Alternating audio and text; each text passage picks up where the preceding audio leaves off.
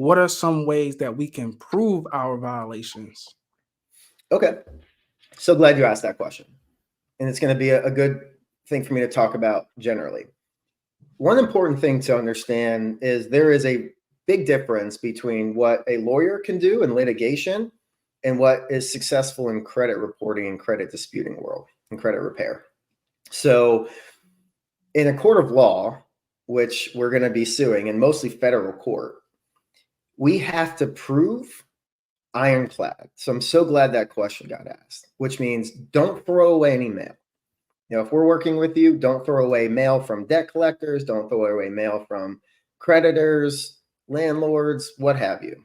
The credit reporting agencies, if you get mail from them, because by the way, if you hire an attorney or hire a credit repair, group, and they dispute for you, the law still says the results come back to the consumer directly.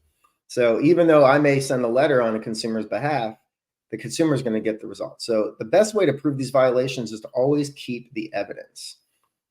Let's talk about other types of violations, right? So let's say it's a phone call and a debt collector is rude and aggressive and makes threats or swears at you. Well, two things. One is that call is going to be recorded on their end. I can guarantee it. The other thing is in your state, which check your state, you may have the right to record them. For example, in Florida is what's called a two-way recording state. So I can't record someone unless I tell them. But everyone knows you get that phone call and it says this call may be monitored for quality assurance or training purposes. That is a notice to you that they may record, so you automatically have the right to record in the state of Florida. You don't even have to ask or tell them because they have already told you, hey, I might be recording you. You can record them. So that's another important thing. Don't throw out mail. Don't delete voicemails. Don't delete your call history, in your call log, because if we're going to sue debt collectors, we have to prove what they did. We either need the letter that they shouldn't have sent you, that phone call that's going to be recorded. If someone's rude to you on the phone, just take notes, and write a little date next to it. Because in a court, if I say, hey, my client took contemporaneous handwritten notes, you can see it on this notepad. It's dated that day at the same time as the phone call. Who are they going to believe? They're going to believe the consumer with these notes, or are they going to believe the debt collector saying, oh, I never threatened that. Oh, and by the way, we lost the phone recording somehow, which always happens. But how we prove these things is through evidence. And that evidence is don't throw anything out, keep notes, don't delete voicemails, especially the mail. And then prove the violations for the credit reporting. That really depends on the nature of the dispute. If you're saying I didn't pay late and they marked me late, well, show me your clear check. Show me the payment that you submitted through the online portal on the 29th day. Sometimes these companies get greedy, right? You have 30 days to generally pay until they mark you late. Well, companies have been sued for send the payment on the 29th day. Well, guess what? It goes to the bottom of their pile. So by the time they get to, it's been 32 days. They can't do that, right? So we would have to prove, hey, I postmarked the payment this date and so on and so forth. But if it's ID theft, we have to prove you didn't take out these loans. If it's I settled this account, we have to prove you paid that settlement. The proof is always going to be in the pudding, but it's just keep the evidence, don't throw anything out, keep good notes, it will be golden. Great question. Right. Before Mike asks another question. So I always talk about like the consumer reports, the credit bureaus, which is Experian, TransUnion, Equifax, has like incomplete, like it's inconsistent, like the open date last active, all that stuff is not reporting correctly. And I tell people to send a letter and tell them to update the information. I don't know or not, but most times they don't update it. Is that technically a violation? And can people technically serve the credit bureaus for not? Yeah, that's a great question. So, back when I was talking to Robin about the ways you can dispute, it has to be inaccurate, incomplete, or too old generally. Well, if they're reporting inconsistently, it has to be one of them, at least one of them have to be inaccurate, right? So one of the things we love to do on the lawyer side, and we absolutely litigate this. I sue credit bureaus for this all the time, and we serve them with federal lawsuits, Dave, because they're reporting inconsistently. If Experian is reporting an open date of this month and TransUnion and Equifax are reporting it something different, we know for 100% certainty someone is reporting inaccurately because it can't both be true, if it's different months. Same thing, if they're reporting a different balance. I don't care if a balance is off by $1 on a different report. someone has broken the law because they have reported inaccurate information. So inconsistent equals inaccurate, always, because something has to be wrong. And then what we do is we send a letter and we say, okay, Capital One, LVNB, whoever it is, here's what's being reported inconsistently between the bureaus. Fix it. What that means is they have to either make them all match, and that has to still be accurate, or they have to delete it. But they almost always just verify. Absolutely. That's a great case. Love that case.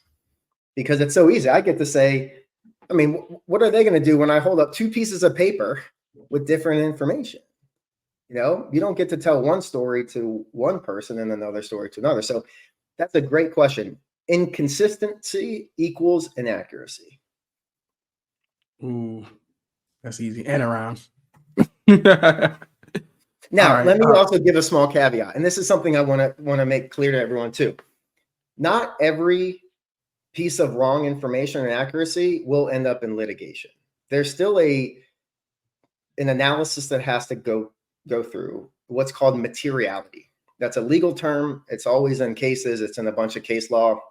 What that means is it has to be important enough. You know, the open date, that's important because your open date will often determine how long something can be reported, right? But, you know, if, you know how they have those payment grids on some of the reports, you know, the 60 months, if it shows no data in one of those months, probably not going to sue on that, you know, because there's 60 months there. And if it shows your on-time payments otherwise, like, that's wrong. You can dispute it. They should fix it. But if you come to me and say, hey, Aaron, they're showing a no data on this 1 month of 60 and the other 59 are right, I'm going to say, you know what, that's annoying, but that's not worthy of a lawsuit. But open date, they're reporting the date of last payment differently, the date of first delinquency differently, the past due balance, any of the big indicators, like the big important things, how long something's going to be deleted. If there's inconsistency among any of that information, it equals inaccuracy, equals lawsuit. Oh man, that's a layup, man. I see that a lot, actually. It is, and honestly, I tell people this all the time. I could just practice with enough people if I just like set up a stand at a flea market outside the grocery store, because there was a special on 20 minutes. What's Yes, it was 60 minutes, and 60 minutes. yeah, it was called 100 million inaccuracies, something Exactly, like that. 100 million accuracies, and they shared a stat that 40% of people have material errors on their credit report, and that means material errors means it is something big enough that will impact your ability to get credit, a job, an apartment. 40% of people. So that means there's 180 people on here, right? So that's 64 people, you know, probably right now, just on this Zoom or live YouTube, have errors that are material. So 40%. And I think that number is low because these companies since then, that's about 10 years old, that CBS segment. In the last 10 years, these companies have started to embrace more technology and more artificial intelligence. And that's causing more inaccuracy. So I would say half or more. So literally, I could just set up outside the grocery store and say, hey, when's the last time you checked your credit report? When's the last time you? And half the people are going to have problems. And I could just practice my law that way. But yeah. Oh man. My biggest thing is they don't care. That's my. Who's the they in that sentence? The companies or the consumers or everyone? The credit bureaus? They don't care because here's another secret I'm going to tell you.